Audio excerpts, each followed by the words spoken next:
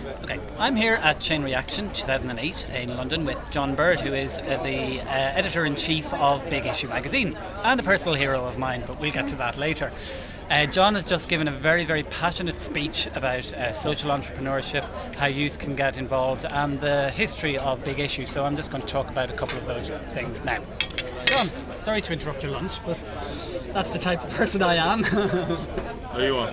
You gave a very, very passionate speech during which you interrupted a lot of people's lunch to say, listen, we're trying to change the world in your lunchtime. Do you believe that actually people who are prepared to get up and make that sort of stand can have a real impact? Yeah, I think we've got a real lack of leadership. And largely because the leaders that we've got have really worn it out. Because they think it's all about ego, they think it's all about individualism. And the best leadership now is collective leadership, which is that somebody's a big mouth, but they're always backed up by a lot of other people who are making the actions happen. And I'm the big mouth guy. I'm backed up by people like Anne who make it happen. If anybody wants me to make it happen, I can't. But what I can do is point out I can be the rallying call. The other thing is we need to redefine what leadership is about, because if we can redefine leadership, then we can change the world. I gave the example of about 12, 13 years ago, some guy rang up. He wanted to give us £1 million worth of free advertising, and that would have raised our profile and meant we would have been more useful to the homeless. And this person, who was the receptionist, took all the details down, listened to the person, I wasn't available, gave them to me, and then I went through, and they were so impressed with the organisation and with the woman, even though she was only a temporary. It was phenomenal. We got it, and a lot of other people didn't get it.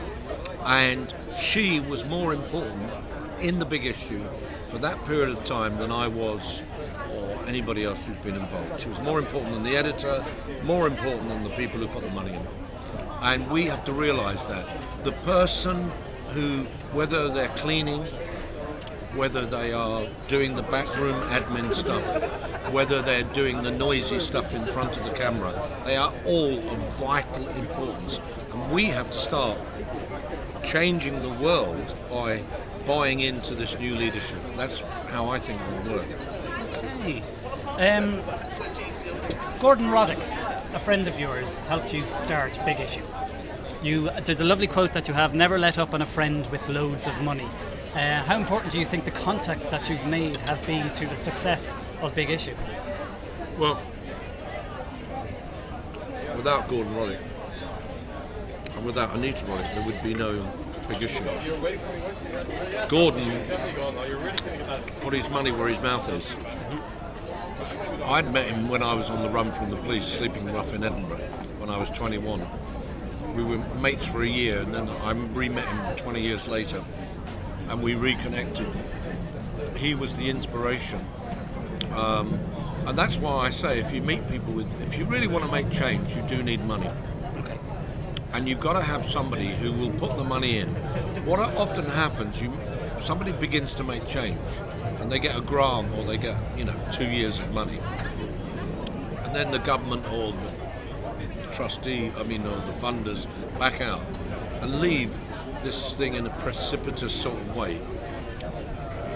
You need people who will go the whole way with you until you've achieved your ends. And Gordon Roddick was the bee's knees. He really was.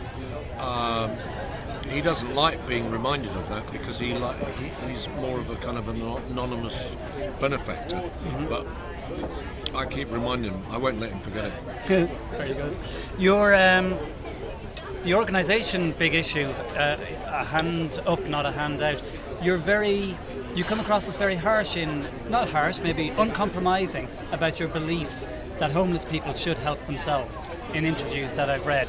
One of the quotes was that you were bothered by the nice people totally sentimental about homelessness in the organisations that were set up, and in another that you would not, if it was again, you would not hire people who were in love with homeless people for the Big Issue. you'd hire people that had more of a business acumen or a business sense. Another one was being dirty and living on the streets is not. We are treating people who are dirty and living on the streets as a sustainable way of making money. If there was like 2 things that people could do to help solve the homeless problem, what do you think it would be? Well, first thing is to allow homeless people to grow up. One of the major problems with people in need is that they are kept in this constant state of living on pocket money, which we hand out as and when we see fit.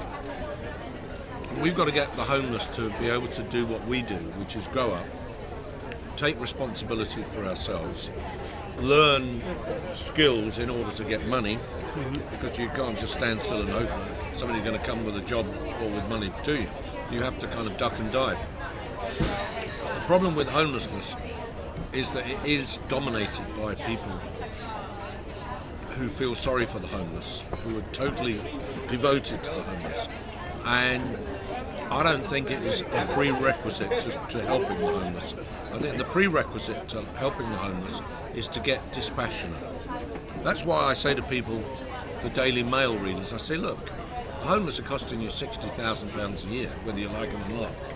They're getting more money, it's costing them more money to run a homeless person than it is to run your own life. Why not get people out of homelessness? Why not dismantle homelessness? Why not put the investment in short term, spend to save, so that you can get them out of their drink problems and their drug problems? I am not sentimental. I was homeless. I was living on the streets. I hated the people who gave me money, and I loathed the people who didn't. Right. It changes your mind, it screws your mind. I've never met any noble savages on the street. I met some fantastic people, but they were held back by the fact that everybody treated them a bit like a pigeon that they feed in Trafalgar Square. What can you do? Get real. Go and help the organisations, the charities that work in the hostels. Go and help the homeless to help themselves, to get out of homelessness. Petition the government to create the kind of support that is necessary to get people out of homelessness. And that is around drink and drugs, psychological help. We need to make a very heavy investment in the lives of single people, single homeless people.